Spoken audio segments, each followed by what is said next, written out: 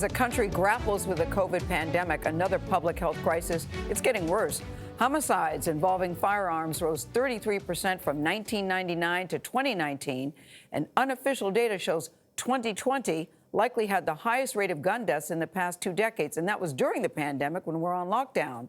Research shows that community intervention programs can reduce gun violence by up to 60%. The Biden administration has earmarked $5 billion from the American Jobs Plan for those programs. The president made that announcement back in April in front of violence prevention leaders like Erica Ford. Our Dr. Tara Narula shows us how Ford's nonprofit in New York is trying to make a difference. Tara, good morning. Good morning, Gayle. Instead of debating gun control and the Second Amendment, Erica Ford's nonprofit called LIFECAMP focuses on fixing the root causes of gun violence by offering community support and positive alternatives. Through sunny playgrounds and shadowy corners of South Jamaica, Queens, this bright orange Peacemobile helps keep the peace by offering a safe space for the community to connect. I can tell you ain't like that, huh? With words or without. LIFECAMP believes that a healthy mind and a healthy body, healthy spirit, can lead to a peaceful life. For more than 30 years, Erica Ford and her nonprofit LIFECAMP program have intervened in moments of conflict and promoted peaceful alternatives to picking up a gun. There's tools and things that we can use to just cool off when things get pressured. We have to get the right medicine to a person. So if it's a job, if it's yoga, if it's meditation, if it's therapy, there's various different prescriptions. 45 people were shot in this neighborhood last year, the most since 2012. Growing up here, Ford saw the need for a response that took aim at the roots of gun violence. Trauma is in the beginning, the middle, and the end of violence. And so no one wants to pick up a weapon and bring harm to somebody. It is something happening inside of a person that triggers them to make the wrong decision. Why do you think it's important for people in the neighborhood to be part of solving this problem? Those who are closest to the problem are closest to the solution. So you go wherever the need is? Wherever the need is. So when you drive in and interrupt an incident and park your Peacemobile in between, what's the reaction that you get? First of all, it's shock. And then they'll tell us, oh, we don't want to hear that peace stuff.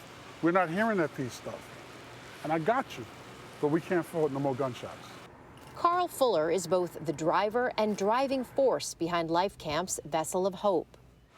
Now, all we're asking you to do is not shoot. But that one moment that you get somebody not to shoot, it's a success. This spot we're standing at right now is the very spot my son was killed. Fuller's son, Carl Jr., was shot and killed in 2007, just after graduating high school. My wife died 8 months later of a broken heart. Fuller turned his grief into activism to save other families from gun violence and its ripple effects. A lot of fathers are not willing to share their pain because in this community, a man is not allowed to cry. You know, only thing that's tolerated from me in this community is anger. There was a man coming around the corner with a gun, and before I could do anything, he had shot my son. 7 years ago, right before her eyes, a stranger shot Carolyn Dixon's son, Darrell Lynch, in a dispute over a parking spot. Did you fall asleep? LIFECAMP's therapists help Dixon process her grief. Why is it so important to take that holistic approach? Because you can't fix one part of the body without fixing all. Everything comes together as a whole. At their dream cafe, Jaquil Johnston and JAYTAUN McMillan use Ford's lessons to help neighbors heal from the inside out. So we had our fair share of violence. We had our fair share of bad eating. Ultimately, it's been a tradition, you know. When they were teens, LIFECAMP introduced the lifelong friends to a healthier and safer lifestyle. Now they're paying it forward. I lost my dad, and not only my dad, I lost plenty of friends as well, like to gun violence, you know. You have to create solutions instead of complaining and waiting for somebody to change the community that we're from. They were able to change the narrative of what was cool in their community. So people went from the chicken greasy spot to now eating healthy and doing yoga in the park. as opposed to, shooting each other or selling drugs. The people in our community have a right to live free from suffering. They have a right to live free from violence. Ford is looking to replicate her program across the country and create what she calls an industry of peace.